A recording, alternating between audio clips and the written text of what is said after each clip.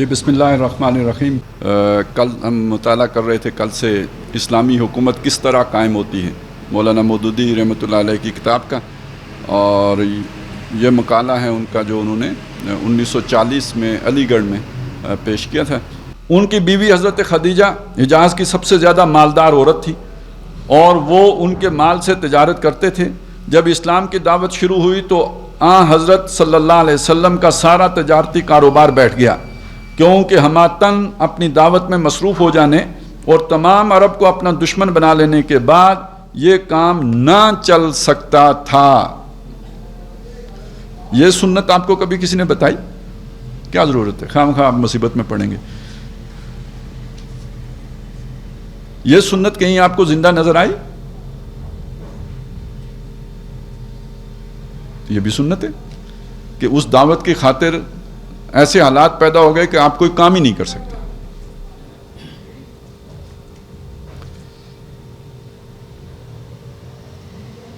جو کچھ پچھلا اندوختہ تھا، یعنی جو جمع پونجی تھی، اسے میاں اور بیوی دونوں نے اس تحریک کے پھیلانے میں چند سال میں لٹا دیا. یہ نہیں کہ رکھ لو چونکہ اب کاروبار نہیں کر سکتے تو اس کو کھاتے رہیں گے، نہیں، اس کو بھی اس تحریک میں جھونک دو.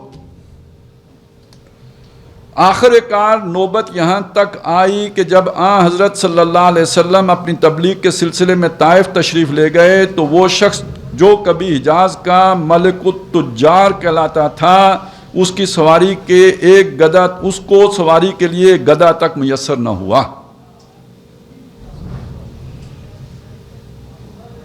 ٹھیک ہو گیا جی، یہ سنت ہے. تو انقلاب تو ایسی سنت پر عمل کرنے کے نتیجے میں پیدا ہوتے ہیں نا. یہ پڑھیں گے تو آپ کو سمجھ آئے گی کہ ڈاکٹر صاحب کیوں کہتے تھے کہ جی میرا یہ کاروبار بھی چلا گیا اور یہ بھی ختم ہو گیا اور کلینک بھی بند کر دیا، اور میرا جو حصہ تھا، ایک شیئر تھا بنو مختار میں، وہ بھی میں نے جو ہے وہ اس لیے ختم کر دیا کہ کاروبار جو بھی ہوتا ہے اس کے اندر کوئی نہ کوئی تو گڑبڑ کرنی ہی پڑتی ہے تبھی وہ چلتا ہے. تو جب میں اس کام کے لیے اٹھا ہوں تو پھر یہ سب کچھ بھی نہیں ہونا چاہیے. ٹھیک ہے، تو بندہ یہاں تک آ کے پھر کہے کہ میری بیعت کرو تو کوئی سمجھ میں بھی آتی ہے نا.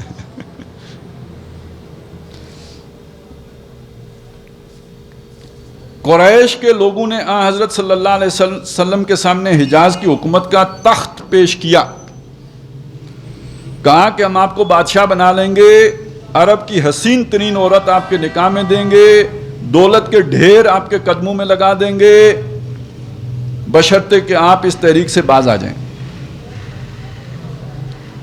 مگر وہ شخص جو انسان کی فلاح کے لیے اٹھا تھا، اصل میں انسان کی فلاح یہ ہے، دنیاوی اخروی دونوں، جو انسان کی فلاح کے لیے اٹھا تھا اس نے ان سب پیشکشوں کو ٹھکرا دیا اور گالیاں اور پتھر کھانے پر راضی ہو گیا.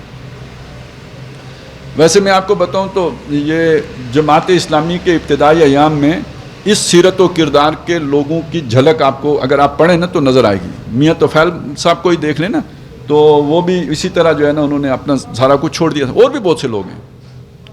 ایوب خان کے دور میں نوکریوں سے نکالے گئے، لوگوں نے جماعت نہیں چھوڑی، نوکریاں چھوڑ دیں. یہ ہوا ہے جماعت کے ساتھ، یعنی جماعت نے ایسے لوگ ضرور پیدا کیے. تو پھر اگر آپ کو نظر آئے گا نا، اسلامی تحریکوں میں بھی نظر آئے گا، لیکن اگر آپ کمیونسٹ ریولوشن پڑھیں تو وہاں بھی نظر آئے گا. ایسے کمیونسٹ بھی تھے جنہوں نے کمیونزم کے لیے جو ہے نا اپنا سب کچھ ختم کر دیا. اور خود مارکس خود اپنا اس کا کہانی آتی ہے کہ اس کے پاس بھی کچھ نہیں تھا، سارا لگ چکا تھا. اس سے آپ ایک بندے کا اندازہ لگائیں گے نا، اس کا بچہ بیمار ہو گیا، دوائی کے لیے پیسے نہیں تھے، تو بیوی نے اپنی کوئی جو ہے نا کوئی زیور تھا یا جو کچھ بھی تھا کچھ بیچ کے تو پیسے دیے حضرت جی کو کہ جناب جائیں دوائی. معلوم ہوا کہ وہ اس وقت کی وہ کمیونسٹوں کی بیویاں بھی گھروں سے نہیں نکلتی تھی. اس نے خاوند کو پیسے دیے کہ جاؤ دوائی لے آؤ. اچھا وہ اب دوائی لینے چل پڑا. رستے میں اسے خیال آیا کہ یار چلو ہمارے گھر میں تو پھر بھی یہ سامان تھا جو بیچ کے میں دوائی لینے جا رہا ہوں. اس دنیا میں اتنے غریب ہیں کہ جن کے پاس یہ بھی نہیں ہوتا، ان کے بچے خامخواہ مر جاتے ہیں. تو میرا اگر فلانا پمفلٹ شائع ہو جائے تو شاید ایسا ہو کہ باقی کو بچے بھی بچ جائیں. وہ وہاں سے بجائے وہ اس کے جانے کے دوائیوں کی دکان پر وہ چلے گئے پبلشر کے پاس، پمفلٹ شائع کرا دیا. بچہ مر گیا. تو یہ قربانی ہر انقلاب مانگتا ہے, اس کے بغیر انقلاب نہیں آتے. تبدیلی کو یہ قربانی درکار ہوتی ہے. تو لیڈر ایسے ہوتے ہیں. پھر قریش کے اور عرب کے سرداروں نے کہا محمد ہم تمہارے پاس کیسے آ کر بیٹھیں اور تمہاری باتیں کیسے سنیں جبکہ تمہاری مجلس میں ہر وقت غلام, مفلس, معاذ اللہ کمین لوگ بیٹھے رہتے ہیں. آج کے زمانے میں تو چلیں یہ باتیں ختم ہو گئی ہیں, لیکن پہلے زمانوں میں, آج سے 100 سال پہلے بھی, یعنی جو سردار ٹائپ لوگ ہوتے تھے وہ اس طرح کے لوگوں کو اپنی مجلس میں تو نہیں بیٹھنے دیتے تھے. ہمارے ہاں جو سب سے نچلے طبقے کے لوگ ہیں انہیں تم نے اپنے گرد و پیش جمع کر رکھا ہے, انہیں ہٹاؤ تو ہم تم سے ملیں. مگر وہ شخص جو انسانوں کی اونچ نیچ برابر کرنے آیا تھا اس نے رئیسوں کی خاطر غریبوں کو دتکارنے سے انکار کر دیا. اپنی تحریک کے سلسلے میں حضرت صلی اللہ علیہ وسلم نے اپنے ملک, اپنی قوم, اپنے قبیلے, اپنے خاندان, کسی کے مفاد کی کبھی پرواہ نہیں کی. اسی چیز نے دنیا کو یقین دلایا کہ آپ صلی اللہ علیہ وسلم بحیثیت انسان کی فلاح کے لیے اٹھے ہیں, اور اسی چیز نے آپ کی دعوت کی طرف ہر قوم کے انسانوں کو کھینچا. اگر آپ اپنے خاندانوں کی فکر کرتے اور غیر ہاشمیوں کو اس فکر سے کیا دلچسپی ہو سکتی تھی؟ اگر آپ اس بات کے لیے بے چین ہوتے کہ قریش کے اقتدار کو تو کسی طرح بچا لوں تو غیر قریشی عربوں کو کیا پڑی تھی کہ اس کام میں شریک ہوتے؟ اگر آپ عرب کی برتری کے لیے اٹھتے تو حبش کے بلال, روم کے صہیب اور فارس کے سلیمان کو کیا پڑی تھی کہ اس کام میں آپ کا ساتھ دیتے؟ دراصل جس چیز نے سب کو کھینچا وہ خالص خدا پرستی تھی اور ہر ذاتی, خاندانی, قومی, وطنی غرض سے مکمل بے لوثی تھی. یہاں یہ بات سمجھائی جا رہی ہے کہ آپ اگر اسلام کے لیے کھڑے ہوئے ہو تو مسلمانوں کے خیال سے بھی اوپر اٹھ جاؤ. سمجھ میں آ رہی ہے نا؟ مسلمانوں کے مفادات کے تحفظ کی پھر بات نہ کرو, اسلام کے تحفظ کی بات کرو. مکہ سے جب آپ کو ہجرت کرنا پڑی تو وہ تمام امانتیں جو دشمنوں نے آپ کے پاس رکھوائی تھیں حضرت علی کے سپرد کر کے نکلے کہ میرے بعد ہر ایک کی امانت اسے پہنچا دینا. دنیا پرست ایسے موقع پر جو کچھ ہاتھ لگتا ہے لے کر چل دیتے ہیں.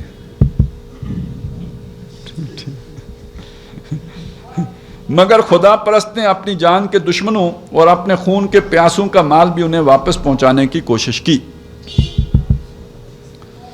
اور اس وقت کی جب کہ وہ اس کے قتل کا فیصلہ کر چکے تھے. دشمنی اس درجے میں تھی, پھر بھی یہ نہیں کہ چونکہ انہوں نے ہماری جان کا قتل کرنے کا فیصلہ کیا لہٰذا ہم ان کا مال ہڑپ کرنے کا حق رکھتے ہیں. نہیں, چونکہ وہ بے ایمانی کرتے ہیں اس لیے ہم بھی بے ایمانی کریں گے. تو پھر ٹھیک ہے نا, چونکہ وہ چور ہیں لہٰذا ہم بھی چوری کریں گے. یہ اصولی دعوت نہیں ہوتی, یہ تو عذر گناہ بدتر از گناہ ہوتے ہیں. چونکہ دنیا کی فوجیں چھپ کر حملہ کرتی ہیں لہٰذا ہم بھی چھپ کر کرگل چڑھیں گے.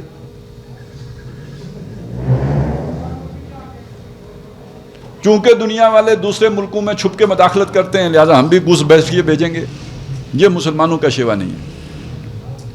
یہ وہ اخلاق تھا جسے دیکھ کر عرب کے لوگ دنگ رہ گئے ہوں گے, اور مجھے یقین ہے کہ جب 2 سال کے بعد میدان بدر میں حضرت صلی اللہ علیہ وسلم کے خلاف لڑنے کھڑے ہوئے ہوں گے تو ان کے دل اندر سے کہہ رہے ہوں گے کہ یہ تم کس سے لڑ رہے ہو. یعنی آپ کا کردار, یعنی آج دعوت اسلامی کے لوگوں کا کردار یہ ہونا چاہیے کہ کل جب پولیس والوں کو, فوجیوں کو, جرنیلوں کا یہ حکم آئے کہ ان پر گولیاں چلائیں تو ان کے دلوں میں یہ بات پیدا ہو کہ ہم کن لوگوں پر گولیاں چلا رہے ہیں. اس کے بغیر تحریک نہیں کامیاب ہو سکتی. اس فرشتہ خسرت انسان سے جو قتل گاہ سے رخصت ہوتے وقت بھی انسانوں کے حقوق اور امانت کی ذمہ داری کو نہیں بھولتا, اس وقت ان کے ہاتھ ضد کی بنا پر لڑتے ہوں گے مگر ان کے دل اندر سے بھنچ رہے ہوں گے. عجب نہیں کہ بدر میں کفار کی شکست کے اخلاقی اسباب میں سے بھی یہ بھی ایک سبب ہو. ایک ہوتا ہے نا پوری طرح کمٹمنٹ کے ساتھ لڑنا, ایک ہوتا ہے بے دلی سے لڑنا. دونوں برابر تو نہیں لڑ سکتے. 13 برس کی شدید جدوجہد کے بعد وہ وقت آیا جب مدینہ میں اسلام کی ایک چھوٹی سی اسٹیٹ قائم کرنے کی نوبت آئی. اب دیکھیے اسے اسٹیٹ نہیں کہہ رہے ہیں, چھوٹی سی اسٹیٹ کہہ رہے ہیں. یہ ایک مکمل ریاست کا مسئلہ نہیں ہے. اس وقت 250-300 کی تعداد میں ایسے کارکن فراہم ہو چکے تھے.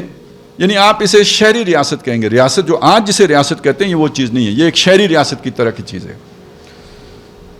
ایسے کارکن فراہم ہو چکے تھے جن میں سے ایک ایک اسلام کی پوری تربیت پا کر اس قابل ہو چکا تھا کہ جس حیثیت میں بھی اسے کام کرنے کا موقع ملے مسلمان کی حیثیت سے انجام دے سکے. اب یہ لوگ اسلامی اسٹیٹ کو چلانے کے لیے تیار تھے, چنانچہ وہ قائم کر دی گئی.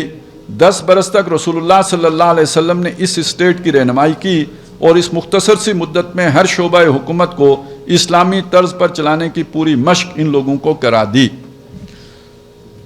یعنی آج کی اسٹیٹ کے اعتبار سے دیکھیں تو یوں سمجھیے کہ ایک مسلمان پارٹی جو ہے کھل کر منظم ہونے کا اسے موقع مل گیا ہے. 3 چیزیں ہوتی ہیں نا, ایک بلکہ 4. ایک ہوتا ہے علاقہ, ڈیفائنڈ علاقہ ہوتا ہے, ایک سورنٹی ہوتی ہے, اور ایک ہوتا ہے منظم قوم, یعنی وہ جو آبادی, اور آبادی بھی پھر وہ منظم ہو, تو یہ مل کے ریاست بناتی ہے.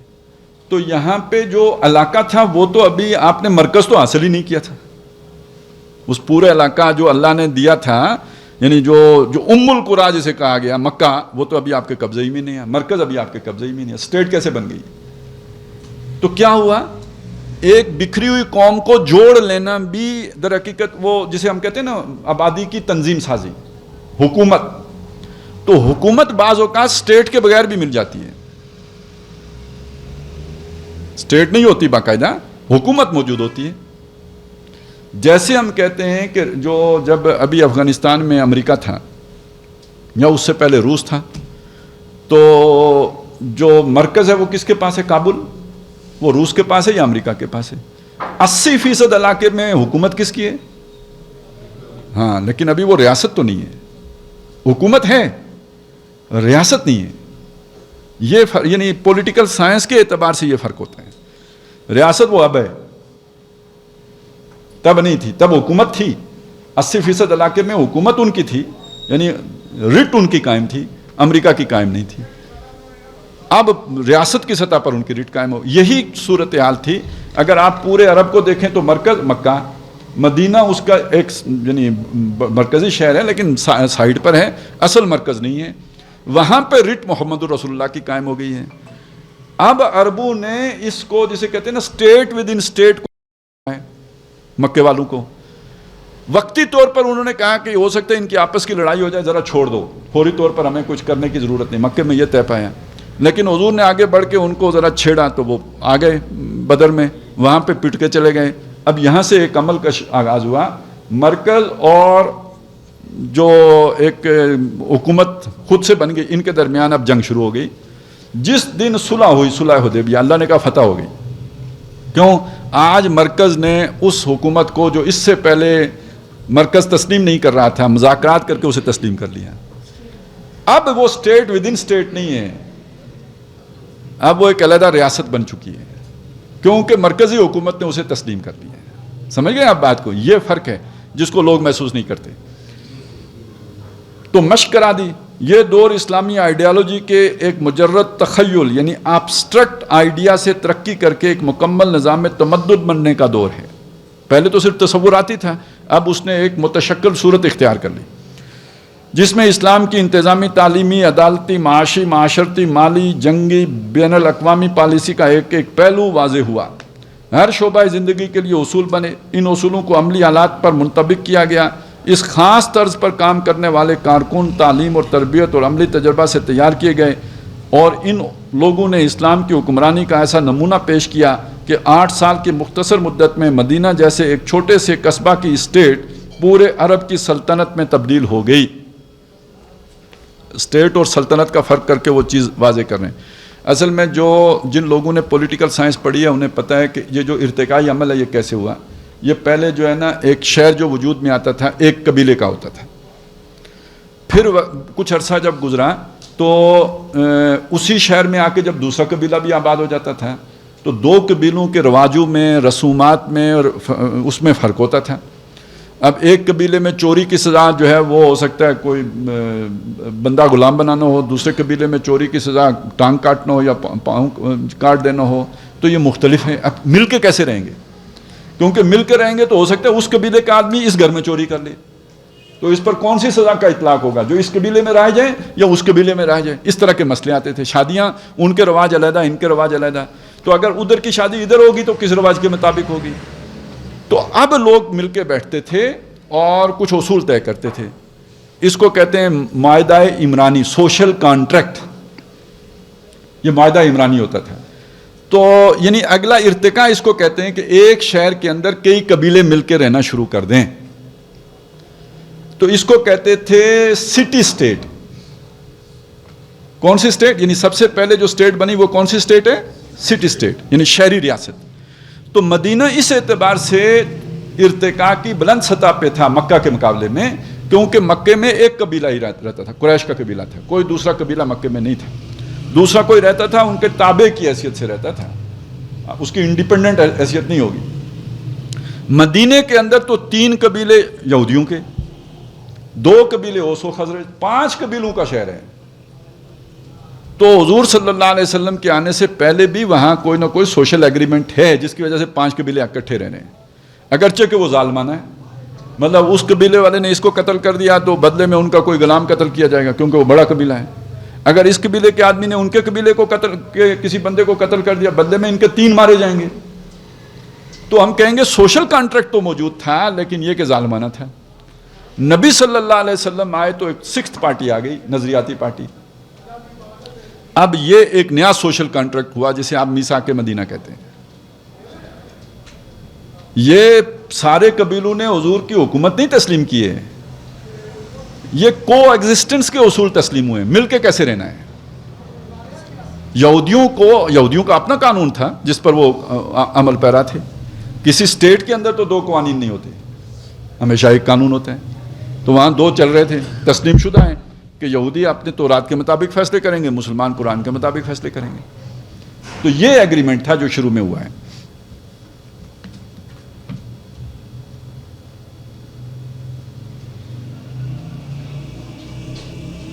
ہر شعبہ زندگی کے لیے اصول بنے، ان اصولوں کو عملی حالات پر منطبق کیا گیا. اس خاص طرز پر کام کرنے والے کارکن تعلیم اور تربیت اور عملی تجربہ سے تیار کیے گئے، اور ان لوگوں نے اسلام کی حکمرانی کا ایسا نمونہ پیش کیا کہ 8 سال کی مختصر مدت میں مدینہ جیسے ایک چھوٹے سے قصبہ کی سٹیٹ پورے عرب کی سلطنت میں تبدیل ہو گئی. جوں لوگ اسلام کو اس کی عملی صورت میں اور اس کے نتائج کو محسوس شکل میں دیکھتے تھے، خود بخود اس بات کے قائل ہوتے جاتے تھے کہ فی الحقیقت انسانیت اسی کا نام ہے اور انسانی فلاح اسی چیز میں ہے. دیکھیے یہ پیغام آج بھی ہمارے پاس موجود ہے پوری نوع انسانی کے لیے، لیکن آج اس کی کوئی عملی صورت دنیا میں موجود نہیں. اور یہ ذمہ داری تھی مسلمانوں کی کہ اس کی عملی صورت دنیا کو دکھائیں. اگر آپ اس کی عملی صورت دنیا کو دکھا دیں گے تو جو امت کی حیثیت سے آپ پر فرض عائد ہوتا ہے وہ ادا ہو گیا. اگر آپ نہیں دکھاتے تو وہ ادا نہیں ہو رہا، آپ مجرم ہیں، اللہ کے مجرم ہیں، جس کی وجہ سے پھر یہ سزائیں آپ کو ملیں گی جو مل رہی ہیں. کہ دنیا کے سامنے اللہ کا وہ پیغام عملی صورت میں نہیں آ رہا کہ جو آپ کے پاس امانتاً اللہ نے رکھا ہوا ہے. مسئلہ سمجھ میں آ گیا نا؟ آج ہمارا جرم بڑا سب سے کیا ہے کہ وہ جو انسانیت کے لیے پیغام ہمارے پاس ہے اس کی کوئی عملی شکل ہم دنیا کے سامنے پیش کرنے میں ناکام ہیں. بدترین دشمنوں کو بھی آخر قائل ہو کر اسی مسلک کو قبول کرنا پڑا جس کے خلاف وہ برسوں تک لڑتے رہے. خالد بن ولید قائل ہوئے، ابو جہل کے بیٹے اکرمہ قائل ہوئے. اچھا یہ وہ لوگ ہیں کہ جو مجبوراً قائل نہیں ہوئے. قائل ہونے کا مطلب کنونس ہوئے کہ ہاں یہی جو ہے نا وہ صحیح ہے. ابو سفیان قائل ہوئے، قاتل حمزہ وحشی قائل ہوئے. ہند جگر خار تک کو آخر کار اس شخص کی صداقت کے آگے سر تسلیم خم کر دینا پڑا جس سے بڑھ کر اس کی نگاہ میں کوئی مبغوض نہ تھا، جس سے سب سے زیادہ بغض اس کو حضور سے تھا. غلطی سے تاریخ نگاروں نے غزوات کو اتنا زیادہ نمایاں کر دیا ہے کہ لوگ سمجھتے ہیں کہ عرب کا یہ انقلاب لڑائیوں سے ہوا، حالانکہ 5 سال کی تمام لڑائیوں میں جن سے عرب جیسی جنگجو قوم مسخر ہوئی، طرفین کے جانی نقصانات کی تعداد 1200 سے زیادہ نہیں ہے. 2 طرفہ نقصان. انقلاب کی تاریخ اگر آپ کے پیش نظر ہے تو آپ کو تسلیم کرنا ہوگا کہ یہ انقلاب غیر خونی انقلاب کہے جانے کا مستحق ہے، کیونکہ انقلاب روس میں ہی کوئی 1.25 کروڑ کے قریب لوگ گئے. یہی حال فرانس میں ہوا ہے، تو اس کے مقابلے میں 1200 اور اتنا کامل ترین۔ پھر اس انقلاب میں فقط ملک کا طریقہ انتظامی تبدیل نہیں ہوا بلکہ ذہنیتیں بدل گئیں، نگاہ کا زاویہ بدل گیا، سوچنے کا طریقہ بدل گیا، زندگی کا طرز بدل گیا، اخلاق کی دنیا بدل گئی، عادات اور خصائل بدل گئے، غرض ایک پوری قوم کی کایا پلٹ کر رہ گئی۔ جو زانی تھے وہ عورتوں کی عصمت کے محافظ بن گئے، جو شرابی تھے وہ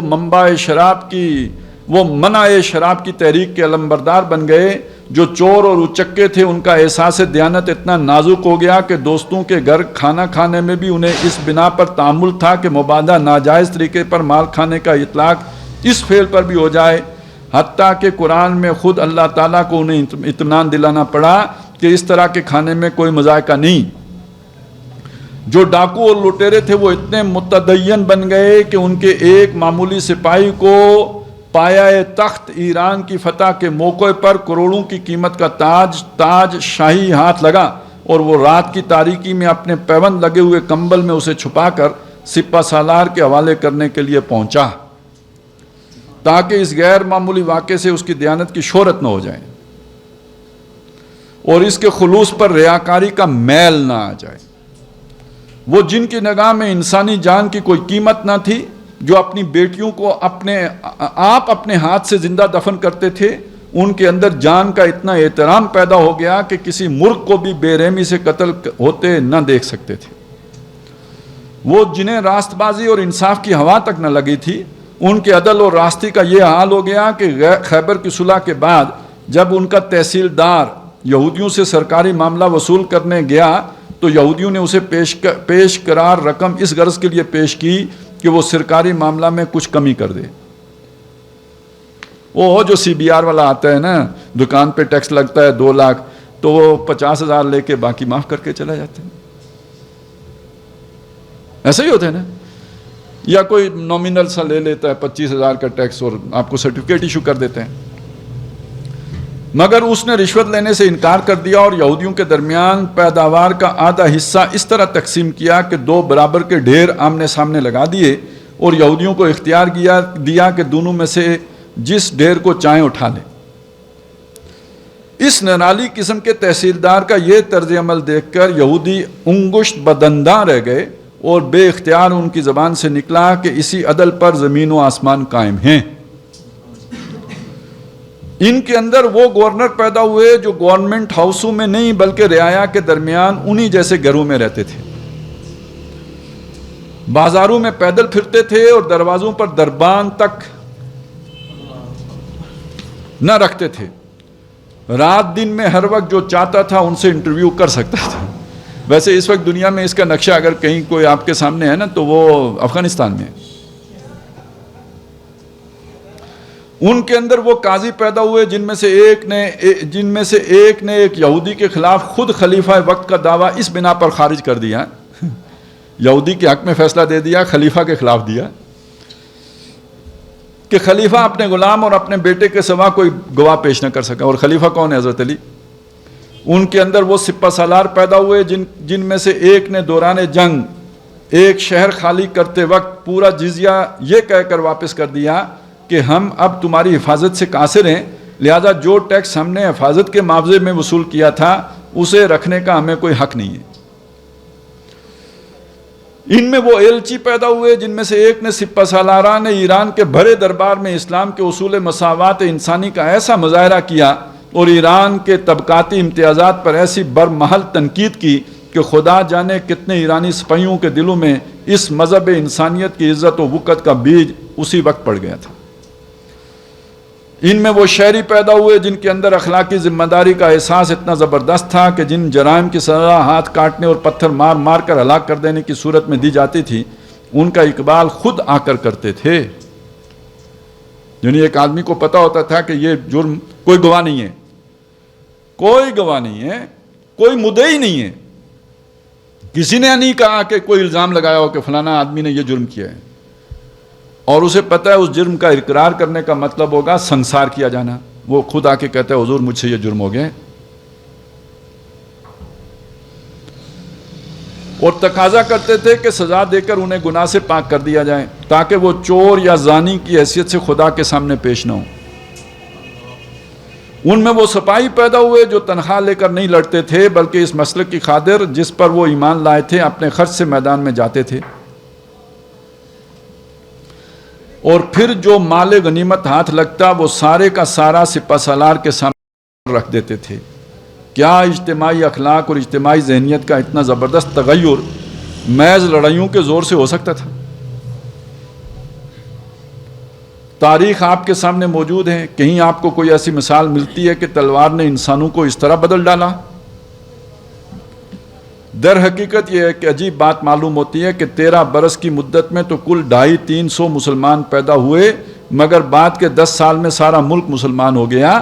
اس مہمے کو کوئی لوگ حل نہیں کر سکتے، اس لیے عجیب عجیب توجیہیں کرتے ہیں۔ حالانکہ بات بالکل صاف ہے، جب تک اس نئی آئیڈیالوجی پر زندگی کا نقشہ نہیں بنا تھا، لوگوں کی سمجھ میں نہیں آتا تھا کہ یہ نرالی قسم کا لیڈر آخر کیا بنانا چاہتا ہے، کیونکہ لوگوں کی ایک بڑی جو اکثریت ہوتی ہے نا، وہ کنسپچول نہیں ہوتی ہے، وہ کسی ایبسٹریکٹ چیز کو نہیں سمجھ سکتی ہے۔ یہ بہت تھوڑے لوگ ہوتے ہیں کہ جو ایک ایبسٹریکٹ آئیڈیالوجی کو، اس کا کنسپٹ اپنے ذہن میں لا سکتے ہیں۔ زیادہ لوگوں کو سمجھ تب آتی ہے جب وہ آئیڈیا کنکریٹ فارم میں سامنے آتا ہے، اس کے بغیر انہیں سمجھ ہی نہیں آ سکتی۔ تو طرح طرح کے شبہات دلوں میں پیدا ہوتے تھے۔ کوئی کہتا ہے یہ نری شاعرانہ باتیں ہیں، کوئی کہتا ہے یہ شخص مجنون ہو گیا، اور کوئی اسے محض ایک خیالی آدمی، ویژنری قرار دے کر، دنیا میں خیالی لوگ گزرے نا۔ افلاطون نے جو ریاست کا تصور پیش کیا تھا تو وہ امپلیمنٹ نہیں ہو ہی نہیں سکتا تھا، اتنا آئیڈیل تھا کہ وہ نہیں ہو سکتا۔ جیسے وہ میں نے کل آپ کو واقعہ سنایا تھا نا کہ ایک صاحب اپنے بیٹے کے لیے بہو کی تلاش میں تھے، جو تو وہ جس طرح کی بہو تلاش کر رہے تھے وہ مل نہیں سکتی نا، وہ ایک نظری بہو ہے، علمی، نظریاتی، تخیلاتی، تو وہ جنت میں حور کی صورت میں تو شاید مل جائے، دنیا میں جو ہے نا ایسی حوریں تشریف نہیں لاتی۔ تو اسی طرح بعض لوگ ایک ایسی ریاست کا تصور قائم کر لیتے ہیں جو قائم ہو نہیں سکتی، بہت زیادہ آئیڈیل، اسے کہتے ہیں یوٹوپیا، خیالی جنت پکا لیتے ہیں۔ تو بعض لوگوں کو یہ خیال آتا تھا یار یہ بات کیسے ہو سکتی ہے جو یہ کہہ رہے ہیں، گویا اپنے نزدیک رائے زانی کا حق ادا کر دیتا۔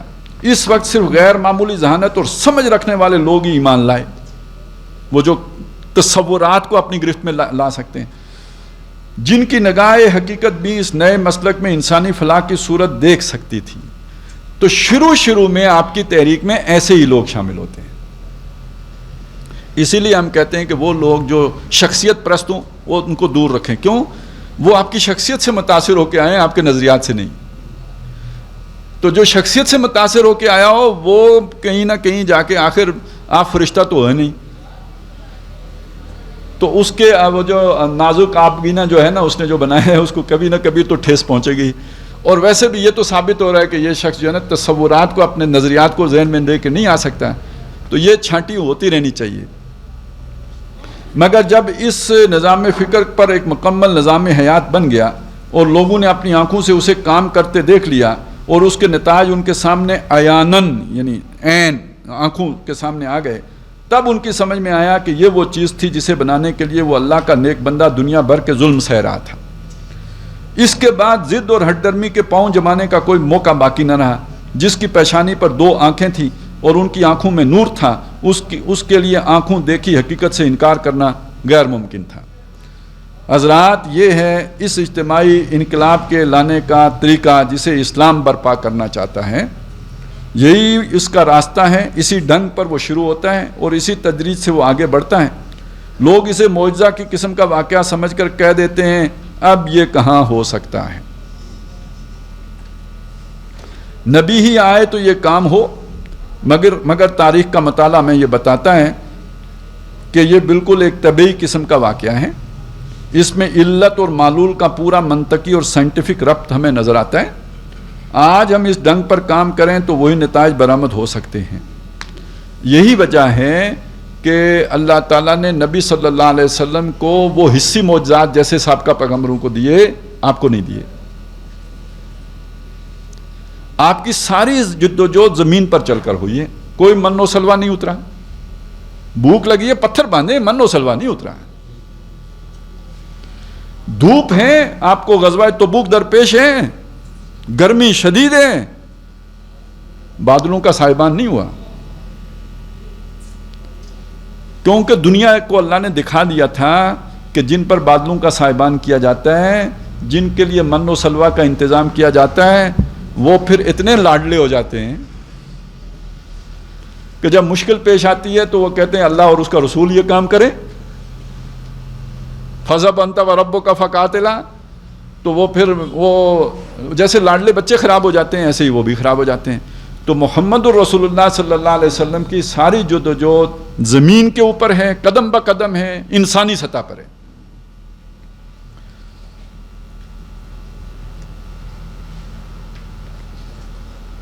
آج ہم اس ڈنگ پر کام کریں تو وہی نتائج برآمد ہو سکتے ہیں. البتہ صحیح یہ ہے کہ اس کام کے لیے ایمان، شعور اسلامی، ذہن کی یکسوئی، مضبوط قوت فیصلہ، شخصی جذبات اور ذاتی امنگوں کی سخت قربانی درکار ہے. اس کے لیے جواں ہمت لوگوں کی ضرورت ہے جو حق پر ایمان لانے کے بعد اس پر پوری طرح نظر جما دیں، کسی دوسری چیز کی طرف توجہ نہ کریں. دنیا میں خواہ کچھ ہوا کرے وہ اپنے نصب العین کے راستے سے 1 انچ نہ ہٹیں. دنیاوی زندگی میں اپنی ذاتی ترقی کے سارے امکانات کو قربان کر دیں.